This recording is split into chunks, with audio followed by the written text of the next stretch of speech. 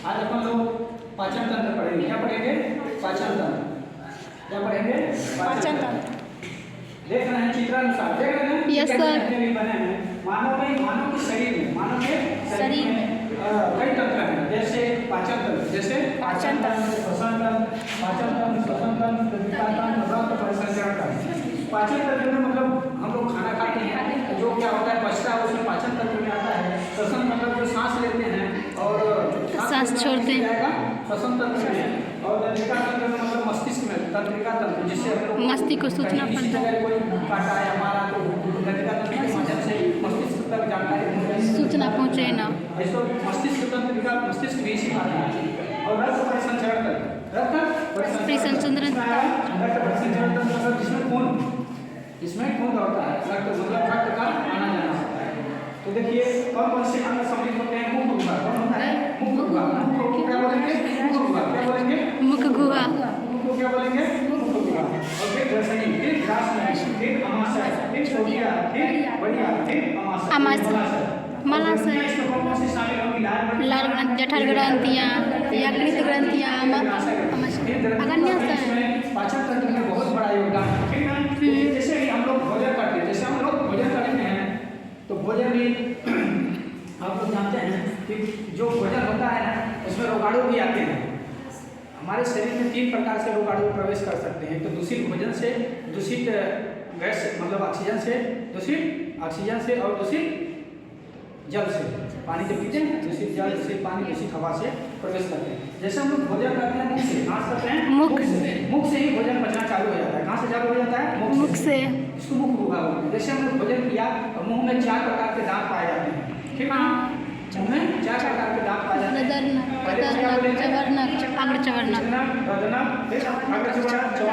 ठीक है? दांत के बारे में भी बता दिया जाएगा। जैसे हमने भोजन किया तो यहीं पे देखिए लाल ग्रंथि है। भोजन में लाल ग्रंथि जो होती है, भोजन को अच्छे तरीके से लाल मिल जाता है उसमें, ताकि शरीर में एक जगह से क्रमशः जो बढ़ रहा है उसमें कोई क्षति ना पहुंचाए। ठीक है? और दूसरा कारण है मानव शरीर में 3 जोड़ी लाल ग्रंथियां पाई जाती हैं।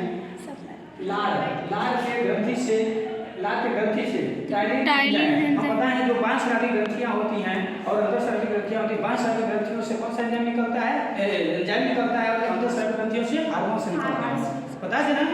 एंजाइम क्या होता है? एक प्रकार का प्रोटीन होते हैं जो कि मानव शरीर में उपापचय क्रिया मतलब पचाने वाली क्रिया में शामिल होते हैं। जैसे हम लोग खाना खाएं उसको धकेलेगा और 7-8 घंटे बाद बाहर करा देगा।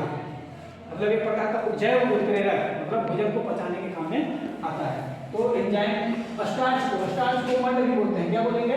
मंड या शर्करा भी बोलते हैं। क्या बोलेंगे? शर्करा को बचाता है तथा रोगाणुओं को भी मारता है। जो भोजन के साथ भूखे से कहीं कोई रोगाणु भी आता है तो क्या कर देगा? उसको नष्ट कर देगा, मार देगा। कौन मारेगा? लाल। कौन मारेगा? लाल ग्रंथि से जो टाइलिन एंजाइम है वो। अब देखिए जैसे भोजन मुंह से आगे लाल मिल गया, फिर ग्रसिका नली बनते हुए कहाँ पहुँच जाएगा? कर्मानुकंसन मतलब यहाँ क्रम से आएगा, दारी नहीं आ जाएगा फट से फटाक से मासे में, धीरे धीरे करके आएगा। फिर ग्रसिका से ग्रास नली होते हुए कहाँ पहुँच जाएगा? अमाशय में। अमाशय की आकृति कैसी बनती है? जे आकार की। आकृति कैसी बनती है? अमाशय की आकृति कैसी बनती है? जे आकार की। अमाशय मजबूत मांसपेशियों से मिलकर बना होता है, जिसमें खाना जाता है तो फैलने और सिकुड़ने की भी क्षमता पाई जाती है। ठीक है? अमाशय में जठर ग्रंथि पाई जाती है। कौन सी ग्रंथि पाई जाती है? जठर ग्रंथि। अमाशय की जे आकार। कौन सा आकार? जे आकार पाई जाती है। कभी-कभी यू भी दे देता है, जैसे यू जैसे, लेकिन यू दे दे तो घबराना नहीं है, यही अमाशय है। जे दे देगा तो 100% जे, नहीं तो यू दे देगा। अमाशय की आकार कैसा है? जे आकार। इसमें कौन सी ग्रंथि पाई जा रही है? जठर ग्रंथि। कौन सी ग्रंथि? जठर ग्रंथि। जठर ग्रंथि से कौन सा अम्ल निकलता है? हाइड्रोक्लोरिक अम्ल। कौन सा अम्ल निकलता है? हाइड्रोक्लोरिक, जो कि भोजन को क्या करता है? पचाता है। हाइड्रोक्लोरिक अम्ल एक प्रकार का अम्ल है जो कि उसको क्या करता है? भोजन को पचाता है। ठीक? और देखिए अमाशय, इसमें हाइड्रोक्लोरिक अम्ल हो गया। ठीक? और जो बचा रहता है रोगाणु उसमें इसी हाइड्रोक्लोरिक अम्ल जो है जहर क्या कर देता है? उसको मार देता है, नष्ट कर देता है। अब देखिए और इसके दीवारों में एक दिन कोई पूछा था हमसे, तो इसमें म्यूकस कौन सी परत पाई जाती है? म्यूकस की परत। कौन सी परत पाई जाती है? म्यूकस की परत। कौन सी परत पाई जाती है? म्यूकस। जिससे अमाशय को कोई क्षति नहीं पहुंचता है, वहाँ भोजन रहता है। भले अम्लीय है लेकिन वहाँ भोजन की हमारे शरीर को कोई नुकसान नहीं पहुंचता, क्योंकि वहाँ कौन सा परत पाया जाता है? म्यूकस। म्यूकस। कौन सी परत? म्यूकस। म्यूकस की परत, म्यूकस की परत, जिससे हमारा अमाशय सुरक्षित रहता है। ठीक ना? और देखिए इसमें जैसे भोजन यहाँ आया है, इसमें देखिए पेप्सिन, कौन सा प्रोटीन पाया जाता है? पेप्सिन, जो क्या करता है? प्रोटीन को पचा देता है। और रेनी प्रोटीन, दूध, जैसे हम दूध खाने तो दूध को पचाने के लिए रेनी प्रोटीन पाया जाएगा। कौन सा? अमाशय।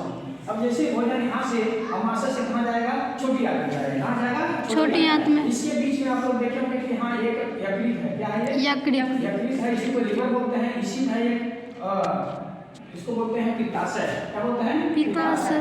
क्या बोलते हैं इसको? पित्ताशय। यह बात अलग है। इसी से पित्त रस बनता है। क्या बनता है? पित्त रस। पित्त रस जो क्या करता है? वसा से, इससे वसा से तेल से, वसा या तेल से बने पदार्थ, वसा या तेल से बने पदार्थ को क्या करता है? पित्त पचाता है। जैसे किसी को कहते हैं कि तेल और वसा से बने हुए भोजन को नहीं पचा पाता, यही है पित्त रस से पित्ताशय थैली से पित्त रस का कम निकलना, कभी कभी कम निकलता है। और मानव में दो तरह से होता है, एक स्टोन होता है ना पथरी, तो ये पित्ताशय में बनती है पथरी, और एक किडनी में बनती है। कहाँ बनती है? किडनी में। किडनी बताए ना उस दिन?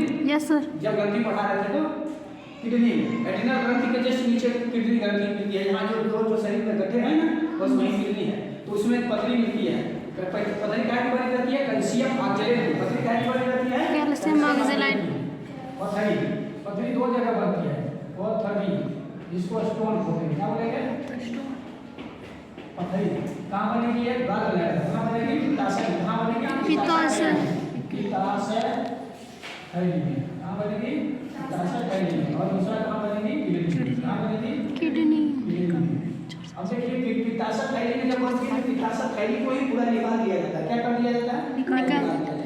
और फिर उसको मना कर दिया जाता है कि तेल और वसा से बने हुए भोजन को कम खाना, क्योंकि तुम्हारे पास तेल और वसा से बने हुए भोजन को बचाने के लिए पित्ताशय थैली नहीं है, तो पित्त रस कहाँ से निकलेगा? तो उसको मना कर दिया जाता है। किडनी वाले में आराम से उसको निकाल दिया जाता है, उसको कोई दिक्कत नहीं होता है। ठीक ना? अब देखिए जैसे यहाँ तक आ गया भोजन, कहाँ तक आ गया? छोटी आंत से, अमाशय से छोटी आंत में। अमाशय तक भोजन कैसा रहेगा? अम्लीय। अमाशय में कैसा भोजन रहेगा? अम्लीय। अम्लीय रहेगी। जैसे यहाँ से बड़ी आंत छोटी आंत में आएगा, तो छोटी आंत के बाद ये पेनक्रियाज है। ये पेनक्रियाज अग्नाशय ग्रंथि है। पेनक्रियाज को अग्नाशय ग्रंथि बोलते हैं।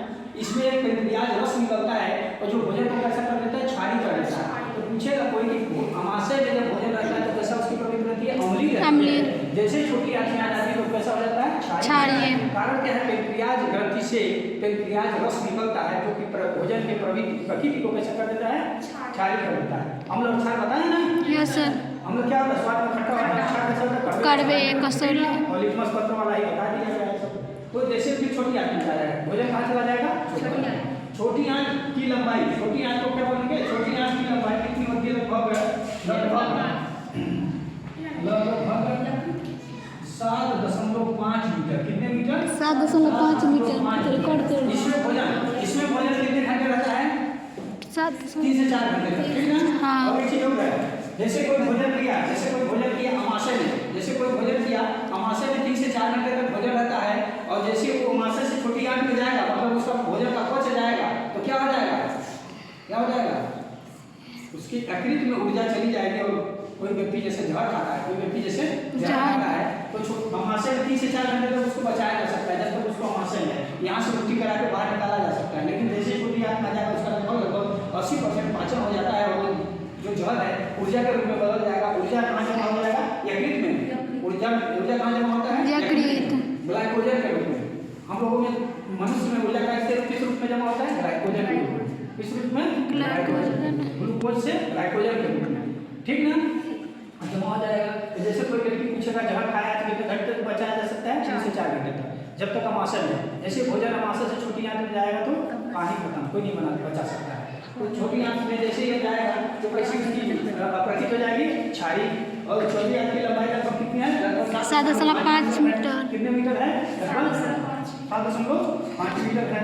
अब देखिए यहाँ पर क्या होता है? 7.5 मीटर तो हो गया। यहाँ पर अब इसकी लंबाई ज़्यादा बड़ी होती है। कितनी बड़ी होती है? लंबाई सबसे बड़ी होती है। लंबाई 7.5 मीटर होती है और पतली होती है। कैसी होती है? पतली। कैसी होती है? पतली होती है। 8 से 10। तो कोई पूछेगा शरीर की छोटी आंत बड़ी होती है कि लंबी बड़ी? छोटी आंत बड़ी होती है कि बड़ी आंत? छोटी आंत लंबाई में बड़ी होगी लेकिन चौड़ाई में कम, पतली। तो बड़ी आंत की लंबाई इसकी 1.5 मीटर। 1.5 मीटर। अब देखिए छोटी आंत में आया। छोटी आंत से जैसे यहाँ से ऐसे करते अब यहाँ पे देते हैं ये जमा हो जाएगा और फिर से एंजाइम के द्वारा के द्वारा पाचित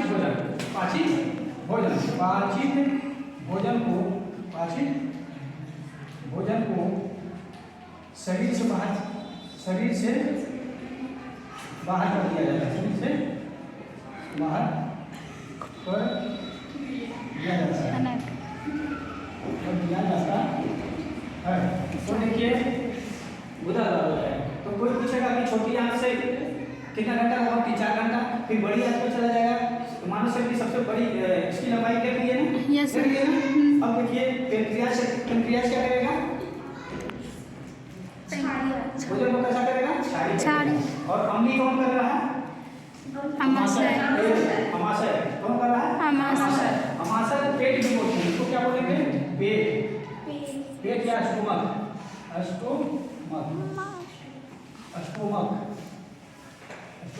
और जो बाहर वाले शरीर के बाहर जो रहेगा उसको बोलेंगे उदर। जैसे अंदर जब जाएंगे उसको मासे बोलेंगे, बाहर हो जाएगा तो क्या बोलेंगे? उदर। क्या बोलेंगे? उदर। इसमें फूलने और पचने की क्षमता पाई जाती है। किस आकार की रहती है? जे आकार। ठीक ना? और डायफ्राम क्या करता है? ये इन अंगों को बचाने के लिए, मजबूती से सुरक्षा के लिए रहता है डायफ्राम। और लीवर क्या करेगा? लीवर को जैविक प्रयोगशाला भी बोलते हैं। क्या बोलेंगे? जैविक प्रयोगशाला में। इसी में ग्लूकोज क्या होता है? नाइट्रोजन के रूप में जमा होता है। ग्लूकोज किस रूप में जमा होगा? ग्लाइकोजन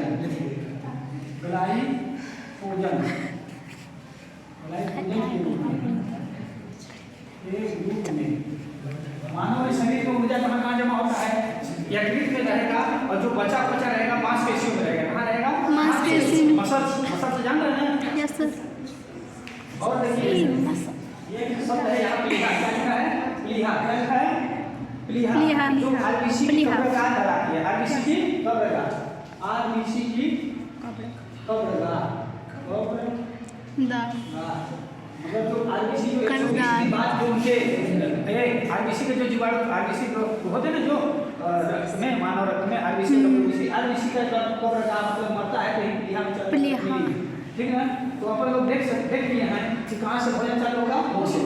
खाना खाए मुंह से और मुंह से हमारे पास दांत होते हैं उसको अच्छे तरह से चबाया जाता है। फिर लार मिलाया जाता है।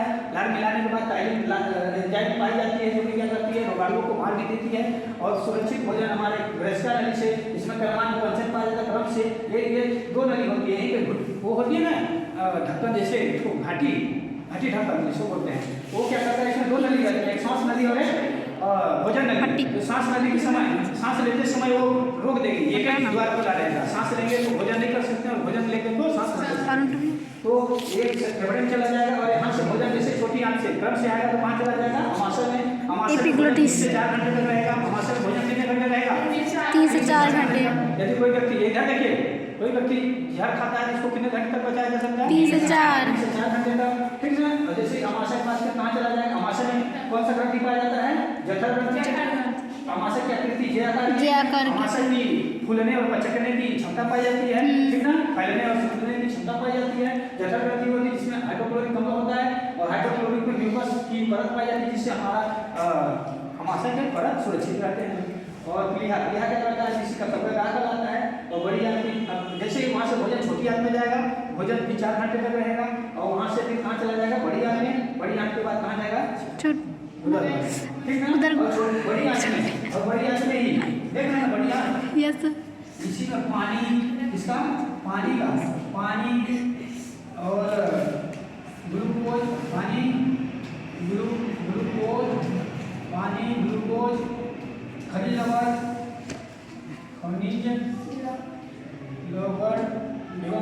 लवण एवं विटामिन विटामिन का अवशोषण होता है, का अवशोषण।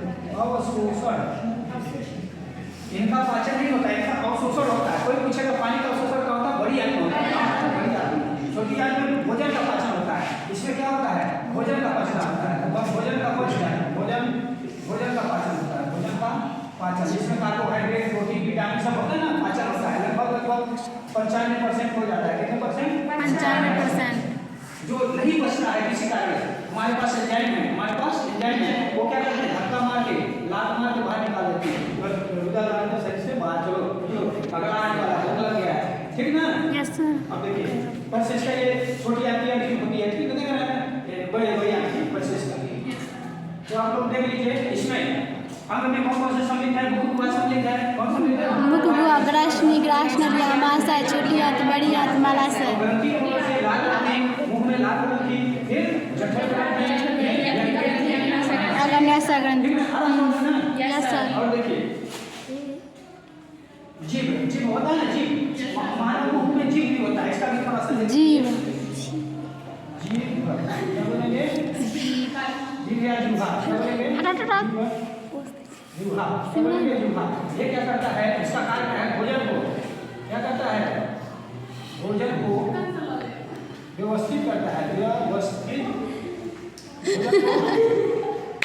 भोजन को व्यवस्थित करता है, भोजन को व्यवस्थित करता है। हम लोग खाना खाते हैं ना, मुंह में भोजन को व्यवस्थित करके सीधे अंदर करता है, नहीं करता है? भोजन को व्यवस्थित करता है और स्वाद को बताता है। क्या बताता है? स्वाद बताता है, स्वाद बताता है। आप लोग जानते होंगे स्वाद। देखिए मानव जीभ है ना, यस सर। जीभ है, क्या है ये? जीभ है, ये अंदर से जुड़ा हुआ है। इसमें स्वाद का निकाय पाया जाता है, इसमें स्वाद नहीं, आवाज नहीं, इसमें स्वाद का निकाय पाया जाता है। इनको क्या बोलेंगे? स्वाद का निकाय। क्या बोलेंगे? स्वाद कलिकाएं।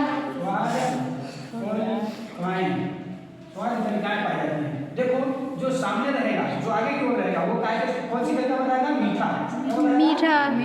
मीठा स्वाद बताएगा। और जो दाएं और बाएं वो अम्ल का, मतलब खट्टे का, खट्टा। कौन सा स्वाद बताएगी? खट्टे स्वाद। और जो इधर पीछे अंदर तो रहेंगे कड़वा, कड़वा या खारा। कड़वा बोले या खारा। हाँ? कड़वा बोले कसौले। कड़वा या कसौले। कड़वा बोले या फिर क्या बोलेंगे? उसका दूसरा नाम क्या बताया? खारा। कसौले। कड़वा होता है, क्या होता है? हाँ, तीखा तो ठीक होता है, कड़वा होता है। बस कड़वा जानिए। कसौले नहीं होता है। हाँ, कसौले होते हैं, और साइडे होते हैं। Yes sir. और साइडे।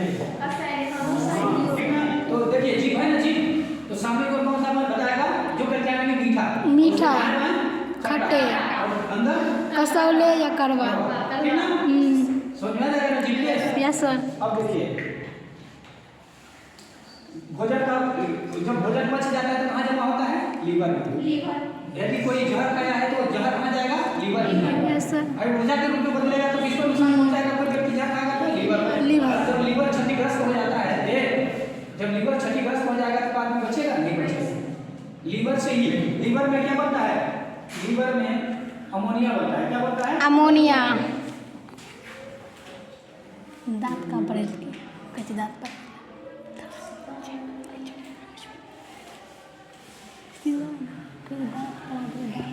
यूरिया का भी निर्माण होता है। लीवर में क्या होता है? और अमोनिया, यूरिया। यूरिया का निर्माण, हाँ, दांत के बारे में बता दीजिए। ठीक है? Yes sir. कहाँ होगा? यकृत में। कहाँ होगा? यकृत। लीवर। और शरीर की सबसे बड़ी ग्रंथि लीवर होती है। हाँ, इसके बाद पेनक्रियाज, अग्नाशय ग्रंथि होगी। कौन सी ग्रंथि होगी? अग्न्याशय या पेनक्रियाज। अग्नाशय ग्रंथि। शरीर की सबसे बड़ी ग्रंथि यकृत ग्रंथि, जिसको लीवर बोलते हैं। दूसरा अग्नाशय ग्रंथि, सबसे छोटी ग्रंथि पूष ग्रंथि, सबसे छोटी ग्रंथि पूष ग्रंथि, इसको मास्टर ग्रंथि बोलते हैं। हाँ, पिट्यूटरी ग्रंथि। तो लगभग हम जानते हैं कि पाचन तंत्र कहाँ से होता है? मुख से। मुख में 4 प्रकार के दांत पाए जाते हैं। यस दांत के बारे में भी बता देंगे। अधरनाक, कतरनाक। ठीक, कोई दिक्कत इसमें से? No sir. बन जाएगा ना? Yes sir. ठीक। वहाँ से वीडियो चल रही है सर कर दिए। देखिए मानव शरीर में अग्नाशय ग्रंथि से इंसुलिन हार्मोन निकलता है। कौन सा? Insulin hormone. तीन सेल होते हैं अल्फा बीटा गामा। तो बीटा सेल से इंसुलिन हार्मोन निकलता है। कौन सा निकलेगा? Beta cell. इंसुलिन। इंसुलिन क्या करता है? मानव शरीर में जो रक्त में जो होता है रक्त होता है ना खून, उसको क्या करता है? नियंत्रण करके रखता है। क्या करता है? नियंत्रण। मतलब उसमें ग्लूकोज शर्करा होता है, शर्करा मतलब शुगर होता है, उसको क्या करता है? नियंत्रण करके उससे इंसुलिन हार्मोन जो रहेगा वो शरीर में निश्चित स्तर पर बनाए रखेगा। जैसे कमी हो जाएगा तो क्या हो जाएगा? रक्त का स्तर बढ़ जाएगा, जिसको बोलेंगे शुगर बीमारी। क्या बोलेंगे? शुगर बीमारी। ठीक ना? और ये ग्लूकोज को ग्लाइकोजन में बदलता है और उसमें होता है ग्लूकेगान एक वो हार्मोन से निकलता है जो क्या करता है? ग्लाइकोजन को ग्लूकोज में बदल देता है। ग्लाइकोजन को ग्लूकोज में बदलेगा। नहीं समझे? देखिए पित्ताशय रस से अग्नाशय रस से क्या निकलेगा? जठरस। अग्नाशय ग्रंथि से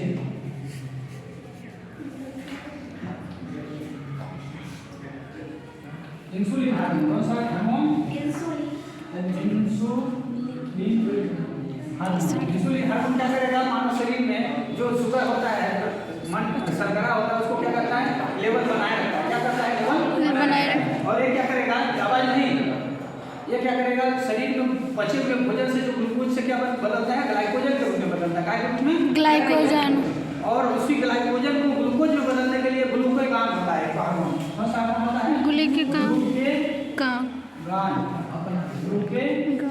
ग्लूकेगान हार्मोन। कौन सा होता है? ग्लूकेगान हार्मोन। देखिए ये क्या करेगा? ग्लूकोज से ग्लाइकोजन के रूप में हमारे ऊर्जा किस रूप में संचित होता है? लीवर में ग्लाइकोजन के रूप में ऊर्जा संचित कहाँ होगा? लीवर में ग्लाइकोजन के रूप में। और जो ज्यादा खा लिए हैं, ज्यादा ऊर्जा ले लिया है तो मांसपेशियों में जमा हो जाएगा। कहाँ हो जाएगा? मांसपेशियों में ऊर्जा रहेगा तभी तो हम चलते हैं। ऊर्जा रहता है मांसपेशी में और जो बचा रहता है वहाँ जमा रहता है। फिर उसको हम दिन भर धीरे धीरे करके यूज करते रहते हैं। ठीक है, वो देता रहता है। अब जैसे ग्लूकोज को क्या करेंगे? इंसुलिन हार्मोन क्या करेगा? ग्लूकोज को ग्लाइकोजन में बदलेगा और ग्लूकेगान हार्मोन क्या करेगा? ग्लाइकोजन को फिर हम ग्लूकोज के रूप में बदल देगा, तब हम उपयोग करेंगे। उपयोग किस रूप में करेंगे? हम ग्लूकोज के रूप में करेंगे। किस रूप में? ग्लूकोज। लेकिन संचित किस रूप में होता है? ग्लाइकोजन। संचित किस रूप में होता है? ग्लाइकोजन। समझे बात? देखिए मानव शरीर में अग्नाशय ग्रंथि क्या करती है? इंसुलिन हार्मोन निकालती है। कौन सा हार्मोन निकालती है? इंसुलिन। इसमें तीन सेल होते हैं alpha beta gamma. Beta cell से इंसुलिन हार्मोन निकलता है। ठीक है, वो क्या करता है? ग्लूकोज को ग्लाइकोजन के रूप में संचित करवाता है मांसपेशियों में और लीवर में। कहाँ करता है? लीवर। और फिर वो क्या करता है? ग्लाइकोजन। एक और सेल होता है, तीन सेल होते हैं। एक सेल में क्या होता है? ग्लूकेगान हार्मोन निकलता है। वो क्या करेगा? जब हमारा शरीर तो डायरेक्ट ग्लाइकोजन के रूप में उपयोग कर नहीं सकता है, उसको पुनः क्या में बदलेगा? ग्लूकोज के रूप में। क्या बदलेगा? ग्लूकोज के रूप में। तो हम उसको फिर क्या करेंगे? उपयोग करेंगे। ठीक ना? तो ये दोनों हार्मोन्स हैं अग्नाशय ग्रंथि से निकलते हैं। इंसुलिन जो कि शुगर को मतलब शुगर पर कंट्रोल करता है। यदि कम हो गया तो शरीर में शुगर बढ़ जाएगा। यदि बराबर चल रहा है तो ठीक है, यदि कम होता है तो नहीं करते इंसुलिन की हर इंजेक्शन लगवा लो। ठीक ना? और ये क्या करता है? ग्लूकेगान हार्मोन ग्लूकोज को ग्लाइकोजन को पुनः ग्लूकोज में बदल देगा। क्या करेगा? पुनः ग्लूकोज के रूप में बदल देता है। हमारा शरीर संचित भोजन किस रूप में, ऊर्जा किस रूप में करती है? ग्लाइकोजन। लेकिन उपयोग किस रूप में करती है? ग्लूकोज। तो ये इंसुलिन क्या करेगा? पहले ग्लूकोज को क्या बदल देगा? ग्लूकैन। क्या बदल देगा? ग्लूकैन। ठीक ना? और फिर ये क्या करेगा? पहुंचेगा तो फिर ग्लूकोज में बदल देगा और फिर हमारा शरीर पुनः यूज करता रहेगा। ठीक, और कुछ पूछना है?